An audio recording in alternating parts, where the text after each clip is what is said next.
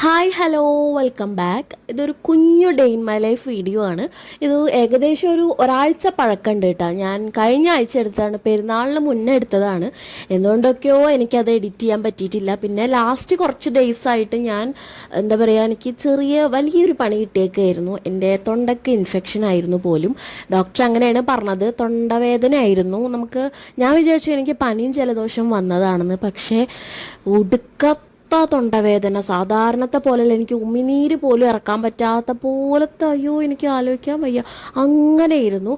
ഒന്ന് രണ്ട് ഡോക്ടറെ കാണിച്ച് ആൻറ്റിബയോട്ടിക് ഒക്കെ സ്റ്റാർട്ട് ചെയ്തിട്ടാണ് എനിക്ക് ചെറിയൊരു ആശ്വാസം കിട്ടിയത്. ഇപ്പോഴും കംപ്ലീറ്റ് ആയിട്ട് മാറിയിട്ടില്ല, പക്ഷേ എന്നാലും കുഴപ്പമില്ല. ഇനി നമുക്ക് ഇന്നത്തെ വിശേഷങ്ങളിലേക്ക് വരാം. ഇപ്പം ഞാൻ വീഡിയോ എടുക്കുമ്പോഴും രാവിലെ എനിക്ക് ദോശയാണ് ഇപ്പം മിക്ക ദിവസങ്ങളിലും. എന്താണെന്നാവോ അതങ്ങനെ സംഭവിക്കുന്നത്. ഞാൻ മാറ്റി പിടിക്കാൻ ട്രൈ ചെയ്യാം. ദോശക്ക് പിന്നെ ആസ് യൂഷ്വൽ നമുക്ക് ചമ്മന്തിയാണ്, പക്ഷെ അതിൻ്റെ ഇടയിൽ നമ്മുടെ മിക്സി ഒന്ന് അടിച്ചു പോയി.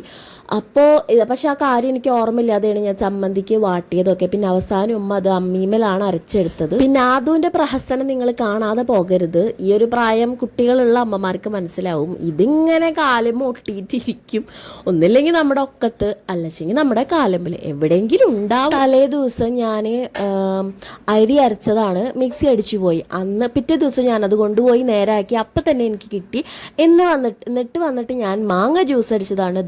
പിന്നെ മിക്സി അടിച്ചു പോയി. പിന്നെ ഏകദേശം അതിൻ്റെ കപ്പാസിറ്റി തീരാനായിട്ടുണ്ടായിരുന്നു. അപ്പം പിന്നെ അതിൻ്റെ ശവടപ്പ് അങ്ങ് കഴിച്ചു. ചട്നി അരക്കാൻ മിക്സിയിലല്ലോ എന്ന് പറഞ്ഞിട്ട് ഞാൻ ചമ്മന്തിക്ക് വാട്ടിയേക്കാണ്. എങ്ങനെയുണ്ട് എൻ്റെ ബുദ്ധി? ചമ്മന്തി അരക്കാനും മിക്സി വേണമല്ലോ. ഇനി കുറച്ച് ആച്ചിലുവിൻ്റെ പ്രഹസനം കാണാൻ മുടി വെട്ടിക്കാൻ വന്നേക്കാണ്. പെരുന്നാളും പിന്നെ സ്കൂള് തുറക്കുകയാണല്ലോ. ആച്ചിലു നീ സ്കൂളിലേക്ക് പോവുകയാണല്ലോ.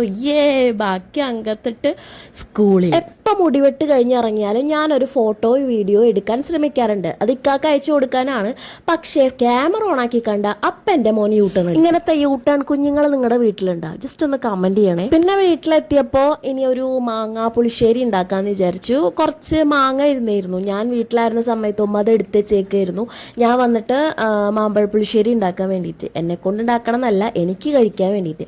പക്ഷേ അപ്പോൾ ഞാൻ വിചാരിച്ചു ഞാൻ ഉണ്ടാക്കാന്നുള്ളത്. പക്ഷേ ഇതും ഞാൻ ഫസ്റ്റ് ടൈമാണ് ഉണ്ടാക്കുന്നത്.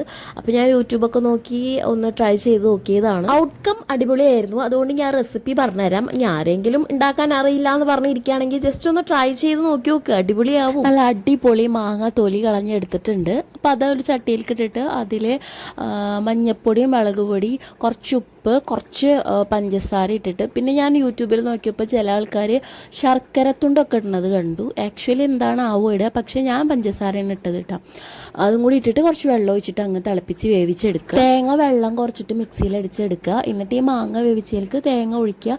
ജസ്റ്റ് ഒന്ന് പതഞ്ഞ് വരുമ്പോൾ തീ ഓഫ് ചെയ്തിട്ട് നമ്മുടെ തൈര് ഒഴിക്കുക. പിന്നെ കടുക് പൊട്ടിക്കുക. ഇന്നത്തെ ലഞ്ച് എന്തായാലും അടിപൊളിയായിരുന്നു. കാരണം മാങ്ങ പുളിശ്ശേരി, മാമ്പഴ പുളിശ്ശേരി എനിക്ക് പണ്ട് മുതലേ ഭയങ്കര ഇഷ്ടമാണ്. പക്ഷെ അങ്ങനെ ഉണ്ടാക്കലില്ല എന്നതാണ് സത്യം. ഇപ്പം നമ്മൾ വലിയ കുട്ടികളായില്ല, ഇനി എന്തിനാ വേറെ ആൾക്കാരുണ്ടാക്കുന്നത് നോക്കി നിൽക്കുന്നത്, നമ്മൾ തന്നെ ഉണ്ടാക്കി തിന്നാം. ഫുഡ് അടി കഴിഞ്ഞതിന് ശേഷം പിന്നെ ഞാനും ആച്ചിലും കൂടിയിട്ട് ഷോപ്പിങ്ങിന് പോയി. വേറെ ഒന്നുമല്ല, സ്കൂൾ ഓപ്പണിംഗ് അല്ലേ, അപ്പോൾ അവിടേക്കുള്ള കുറച്ച് സാധനങ്ങളൊക്കെ മേടിക്കാൻ. ബാഗൊക്കെ ഇക്കാക്ക് കൊടുത്തയച്ചതായിരുന്നു, പക്ഷെ അത് കുറച്ച് വലുതാണ്.